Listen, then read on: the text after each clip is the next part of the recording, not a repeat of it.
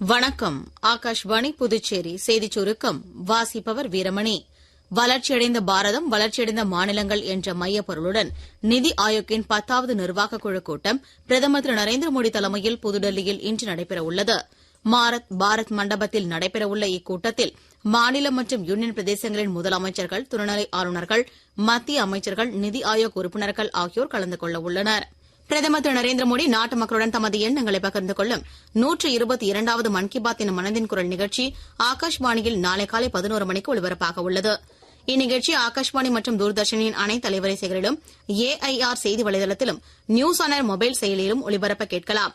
ஆகாஷ்வாணியில் பிரதமரின் ஹிந்தி உரையை தொடர்ந்து அதன் பிராந்திய மொழி வடிவம் இடம்பெறும்.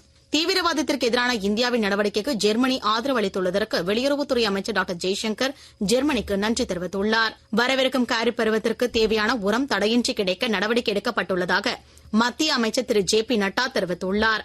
2025-26 ஆண்டிற்கான கைவினை தொழில் பயிற்சி பெறுவது மற்றும் அளிப்பது தொடர்பான விண்ணப்பங்களை e-district.py.gov.in என்ற இணையதளத்தில் தகுந்த சான்றிதழ்களோடு ஜூன் 9ஆம் தேதிக்குள் விண்ணப்பிக்க வேண்டும் என புதுச்சேரி அரசு மாவட்ட தொழில் மைய பொது மேலாளர் திரு கோவிந்தராஜன் வெளியிட்டுள்ள அறிக்கையில் தெரிவித்துள்ளார்.